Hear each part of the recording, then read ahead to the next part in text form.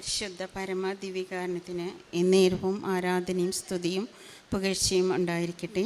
പരിശുദ്ധ അമ്മ ജീവനോടെ പ്രത്യക്ഷപ്പെട്ട ഈ അൾത്താരയിൽ അമ്മയുടെ പ്രത്യക്ഷീകരണത്തിൻ്റെ ഒരു സാക്ഷിയായി എന്നെയും മകനെയും ഉയർത്തേനെ ഓർത്ത് പരിശുദ്ധ അമ്മയ്ക്ക് ഞാൻ നന്ദി പറയുന്നു. എൻ്റെ പേര് അനിത.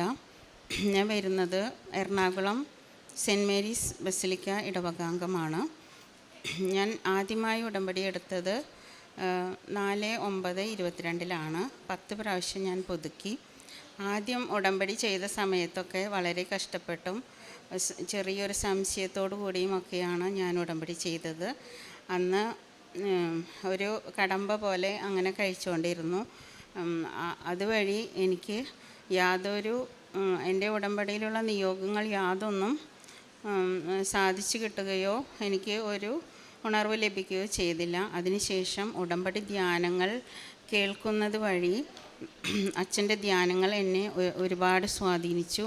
അതുവഴി ശരിയായി എന്താണ് ഉടമ്പടിയെന്നും മാതാവ് അവൻ പറയുന്നത് പോലെ ചെയ്യുക എന്നുള്ളതുമാണ് നമ്മളോട് ഉടമ്പടി വഴി പറയുന്നത് എന്നുള്ള സത്യം എനിക്ക് ബോധ്യപ്പെട്ടു.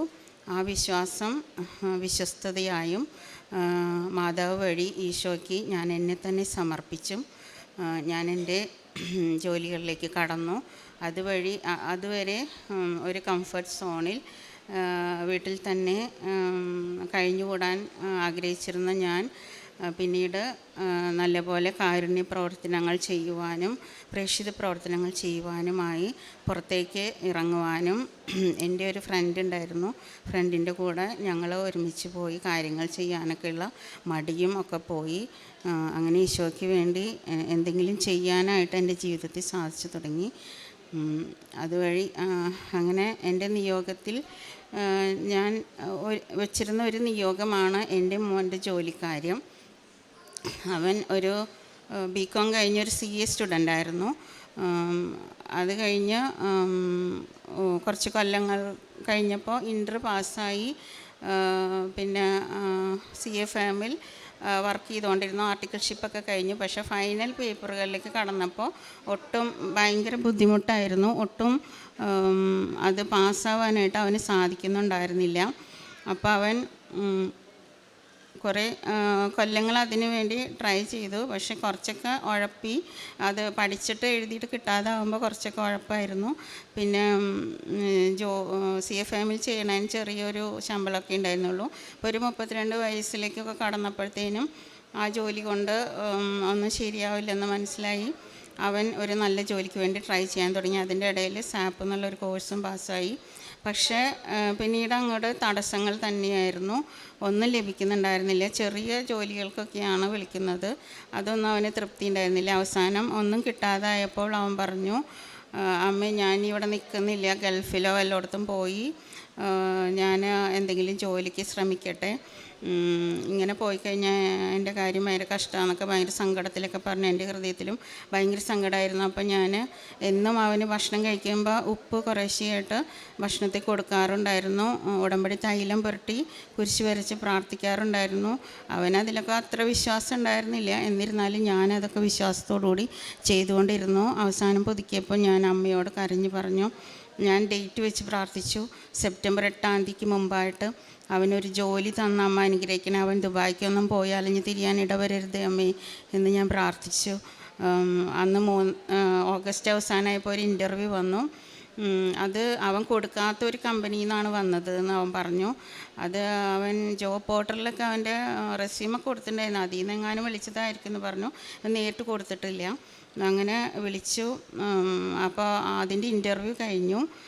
അത് കഴിഞ്ഞിട്ടും അവർ ഒന്നും പറയണ്ടായിരുന്നില്ല. അപ്പോൾ 3-ാം തീയതിയിലത്തെ ഉടമ്പടി ആരാധനയിൽ ചൊവ്വാഴ്ച ഞാൻ കരഞ്ഞ് പ്രാർത്ഥിച്ച അമ്മോട് അവന് ഒരു ജോലി കൊടുത്ത് അനുഗ്രഹിക്കണേ അമ്മേ, ഇനി അവൻ അവിടെ പോകാനൊന്നും ഇടവരരുതേ എന്ന് ഞാൻ കരഞ്ഞ് പ്രാർത്ഥിച്ചു. ആ സമയത്ത് തന്നെ അവൻ്റെ വിളി വന്നു, അമ്മേ ഓഫർ ലെറ്റർ കിട്ടിയിട്ടുണ്ട്. കാക്കനാട് ഒരു ഓഡിറ്റ് ഫേമിൽ സീനിയർ അസോസിയേറ്റായിട്ട് ജോലി, ഒരുവിധം നല്ല ശമ്പളമുണ്ട്. പിന്നെ അതുപോലെ തന്നെ വീട്ടിൽ നിന്ന് പോയി വരാം. ഒട്ടും പ്രഷറില്ലാത്ത ജോലിയാണ്. 6 മണിയൊക്കെ ആകുമ്പോഴത്തേനും തീരും. അങ്ങനെ ജോലി കിട്ടിയെന്ന് പറഞ്ഞ് ഞാൻ മാതാവിന് ഒത്തിരി നന്ദി പറഞ്ഞു. പിന്നീട് ഇവിടെ ഉടമ്പടി സാക്ഷ്യം പറയാൻ എഴുതി കൊടുത്തപ്പോൾ അച്ഛൻ പറഞ്ഞു മോനും വരണം. അപ്പോൾ അച്ഛനോട് ഞാൻ പറഞ്ഞു അവന് ഇത്തിരി മടിയുണ്ട് വരാൻ. അച്ഛൻ പറഞ്ഞു അമ്മ പ്രാർത്ഥിക്കുക അവൻ വരും എന്ന്.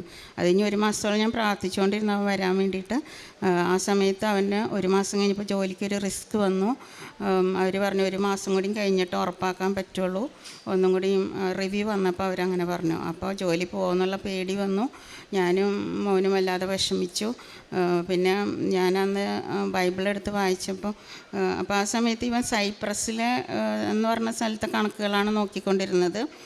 ഇപ്പോൾ ബൈബിളെടുത്ത് വായിച്ചപ്പോൾ എനിക്ക് സൈപ്രസുകാരനും ലേവായനുമായ ജോസഫ് തൻ്റെ വയൽ വിറ്റ് കിട്ടിയ പണം അപ്പോസ്തലന്മാരുടെ കാൽക്കൽ കാഴ്ചവെച്ചു എന്നുള്ള ആ വചനം തന്നെയാണ് കിട്ടിയത്. അപ്പോൾ എനിക്ക് കൂടുതൽ ഒരു മനസ്സിൽ മാതാവിൻ്റെ സ്നേഹത്തെക്കുറിച്ച് ഞാൻ ആലോചിച്ചു. ഞാൻ അവനോട് പറഞ്ഞു, മോനെ നീ സാക്ഷ്യം പറയാൻ വായോ, അമ്മ അങ്ങനെ പ്രാർത്ഥിക്കട്ടെ, ജോലി സ്ഥിരമാണെങ്കിൽ അവനെ കൊണ്ട് സാക്ഷ്യം പറയാമെന്ന്. അപ്പോൾ അവൻ സമ്മതിച്ചു. അച്ഛൻ പറഞ്ഞ പോലെ തന്നെ അവൻ സമ്മതിക്കുകയും ചെയ്തു. അങ്ങനെ പ്രാർത്ഥിച്ച വഴി 1 മാസം കഴിയുമ്പോൾ റിവ്യൂ വന്നു. അവൻ പെർമനൻ്റായി, കൺഗ്രാലേഷൻസ് എന്ന് പറഞ്ഞ് അങ്ങനെ വന്നു. അതെനിക്ക് വളരെ മാധവനോട് എത്ര നന്ദി പറഞ്ഞാലും തീരില്ല. ഈശോ എനിക്ക് തന്ന അനുഗ്രഹത്തിന് ഞാൻ അത്യധികം നന്ദി പറയുന്നു. കൂടുതൽ പ്രാർത്ഥനാ ജീവിതത്തിലും വിശുദ്ധിയിലും മക്കൾ വളരണമേ എന്ന് ഞാൻ അമ്മയോട് പ്രാർത്ഥിക്കുന്നു.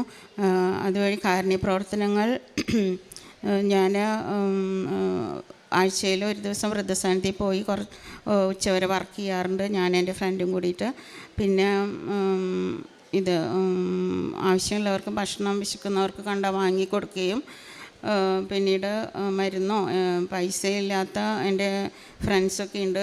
കാര്യം വലിയ ഇതൊക്കെ ആണെങ്കിൽ അവർക്ക് ആരോടും പറയാൻ പറ്റാത്ത അവസ്ഥകളൊക്കെ ഉള്ളവരുണ്ട്. അവരെ കാര്യം അറിയാതെ ഞാൻ സഹായിക്കാറുണ്ട്. പിന്നെ ഒരു അപ്പാപ്പൻ ആരും നോക്കാനില്ലാത്ത ഒരു അപ്പാപ്പൻ ഞാൻ പറയും, ഇപ്പോൾ വിശക്കുമ്പോഴും വീട്ടിൽ വന്നു അവിടെ ഒരു ചെയർ ഇട്ടുണ്ട്, അവിടെ ഇരിക്കും ആൾ. എത്ര നേരം വേണമെങ്കിലും ഭക്ഷണം കൊടുക്കാറുണ്ട്. 2-3 ദിവസം അവർ താമസിക്കുന്ന സ്ഥലത്തുനിന്ന് പുറത്താക്കിയപ്പോൾ അവിടെ സിറ്റ് ഔട്ടിൽ കിടക്കാനും സ്ഥലം കൊടുത്തു. 2-3 ദിവസം വേറൊരു സ്ഥലത്താവുന്നത് വരെ മരുന്നിനൊക്കെ പൈസ കൊടുക്കാറുണ്ട്. അങ്ങനെയൊക്കെ ചെയ്യുന്നു. കാരുണ്യപ്രവർത്തികൾ പറയണമെന്ന് പറഞ്ഞുകൊണ്ട് ഞാനിവിടെ പറയണതാണ്. പിന്നെ ബസ് സ്റ്റാൻഡുകളിലും ബസ് സ്റ്റോപ്പുകളിലും കൂടെ ഒക്കെ നടന്ന് പേപ്പർ വിതരണം ചെയ്ത് പറയാറുണ്ട്. അങ്ങനെ പ്രേക്ഷിത പ്രവർത്തനങ്ങളിലും മറ്റുള്ളവരോട് ഈശോയെക്കുറിച്ചും സംസാരിക്കാറുണ്ട്. അതൊക്കെയാണ് എൻ്റെ സാക്ഷ്യം. പിന്നെ ബാക്കി കിട്ടിയ അനുഗ്രഹങ്ങൾ മോളൊക്കെ വരുമ്പോൾ ഞാൻ പറയാം. അപ്പോൾ മോനെക്കുറിച്ച് മാത്രം പറഞ്ഞു. ഈശോയ്ക്ക് നന്ദി, ഈശോയ്ക്ക് സ്തുതി, ഈശോയെ ആരാധന, മഹത്വം. ആമോസിൻ്റെ പുസ്തകം 9-ാം അധ്യായത്തിൽ 11-ാം തിരുവചനം അരുളി ചെയ്യുന്നു, അന്ന് ദാവീദിൻ്റെ വീണുപോയ കൂടാരത്തെ ഞാൻ ഉയർത്തും, കേടുപാടുകൾ തീർത്ത് വീണ്ടും അതിനെ പഴയ കാലത്തെന്ന പോലെ പണിതുയർത്തും. എൻ്റെ ജനമായ ഇസ്രായേലിൻ്റെ ഐശ്വര്യം ഞാൻ പുനഃസ്ഥാപിക്കും. അനിത എന്ന മകള് തൻ്റെ മകന് കിട്ടിയ ജോലി, ആ ജോലി പരിശുദ്ധ അമ്മ കനിഞ്ഞു നൽകിയ അമ്മയുടെ മധ്യസ്ഥതയിലൂടെ ഈശോ കൃപയായി തങ്ങൾക്ക് നൽകിയതാണ് എന്ന് തന്നെ വ്യക്തമാക്കുന്നു. തൻ്റെ മകൻ CA ഇൻ്റർ പഠിച്ച വ്യക്തിയാണ്. പിന്നീട് എങ്ങനെ ആ മകന് പരീക്ഷകളുമൊക്കെ ബുദ്ധിമുട്ടായിരുന്നു, ആ ഒരു സാഹചര്യങ്ങളിൽ നിന്നൊക്കെ എങ്ങനെ കുറേ കൂടി അമ്മയുടെ ഉടമ്പടിയിൽ, അമ്മയെടുത്ത ഉടമ്പടിയിലൂടെ ആ മകന് വിജയം ലഭിക്കുകയും പിന്നീട് ജോലിയുടെ കാര്യത്തിലൊക്കെ തടസ്സം വരുന്നതും, ഇവിടെ വന്ന് സാക്ഷ്യം പറയുവാനായിട്ട് മകൻ മടി കാണിച്ചത്, പിന്നീടതെങ്ങനെ അമ്മ, പരിശുദ്ധ അമ്മ വീണ്ടും അത് ജോലിയിൽ താൻ വയ്ക്കാത്ത ജോലി, താൻ അപ്ലൈ ചെയ്യാത്ത CVയുടെയാണ് തനിക്ക് കിട്ടിയ ജോലി എന്നൊക്കെ ഈ മകൻ പറഞ്ഞു. എങ്കിലും ഇവിടെ വരുവാനുള്ള ഒരു മടി അത് വീണ്ടും തൻ്റെ ജോലിയെ ബാധിക്കുന്നതായിട്ട് തോന്നുമ്പോൾ ഇന്നിവിടെ അമ്മയും മകനും കൂടി വന്ന് സാക്ഷ്യം പങ്കുവയ്ക്കുകയാണ്. ഉടമ്പടി എടുത്തപ്പോൾ താൻ ഒത്തിരി ഒന്നും ചെയ്തില്ല, അതൊരു കടമയായിട്ട് മാത്രം താനും ജീവിച്ചു. എന്നാൽ പിന്നീട് തൻ്റെ ജീവിതത്തിൽ, അതായത് ഒരു കംഫോർട്ട് സോണിൽ നിന്ന് പിന്നീട് താൻ എങ്ങനെയാണ് മറ്റുള്ളവർക്ക് വേണ്ടിയിട്ട് അവരെ കരുതുന്ന, അവർക്ക് വേണ്ടി പ്രവർത്തിക്കുന്ന ഒരു വ്യക്തിയായിട്ട് താൻ മാറിയതെന്ന് ഈ മകൾ ഇവിടെ പങ്കുവയ്ക്കുന്നുണ്ട്. അപ്പോൾ അത് തന്നെ മാറ്റിയത് ഉടമ്പടിയുടെ ജീവിതമാണെന്നും തൻ്റെ മക്കളും അത് അനുഭവിക്കണം, അവരും ആ ഒരു വിശുദ്ധിയിലേക്ക് വളർന്നു വരണമെന്ന് താൻ ആഗ്രഹിക്കുന്നു. അങ്ങനെ മകനെയും കൂട്ടിക്കൊണ്ടാണ് ഇന്നിവിടെ വന്ന് സാക്ഷ്യം പങ്കുവയ്ക്കുക. അമ്മമാരുടെ ഉടമ്പടിയിലൂടെ മക്കൾക്ക് കിട്ടുന്ന അനുഭവങ്ങൾ നല്ലത് തന്നെയാണ്. ഈ മക്കൾ ഉടമ്പടിയെടുത്ത് ഇവരാണ് ഇനി ദൈവത്തെ മഹത്വപ്പെടുത്തി ദൈവം എനിക്കിങ്ങനെ ചെയ്തു എന്ന് വ്യക്തമായി മഹത്വപ്പെടുത്തി പറയുക. അതാണ് കൂടുതൽ പ്രശംസനീയം. ദൈവം ആഗ്രഹിക്കുന്നത് നമ്മുടെ ജീവിതവും നമ്മുടെ ജീവിത വിശുദ്ധീകരണവുമാണ്. മക്കൾക്ക് മാതാപിതാക്കൾ മെൻറ്ററാകുന്നുണ്ട്. അങ്ങനെ ഒത്തിരിയേറെ മക്കൾ തങ്ങളുടെ ജീവിതത്തിൽ ദൈവത്തിലേക്ക് അടുത്തു വരുന്നതിനിടയാകുന്നു. എല്ലാറ്റിനും ഉടമ്പടിയിലൂടെ തങ്ങൾക്ക് ലഭിച്ച കൃപകൾക്കും ഒക്കെ നന്ദി പറയുന്ന, അതുപോലെ ഒരു പുതിയ ജീവിതം തങ്ങൾക്ക് കെട്ടിപ്പടുക്കുവാനായി പ്രത്യേകിച്ച് തനിക്ക് ജീവിതത്തിൽ മാറ്റം വന്നു, ചിന്തയിലും പ്രവർത്തനങ്ങളിലുമൊക്കെ മാറ്റം വന്നു.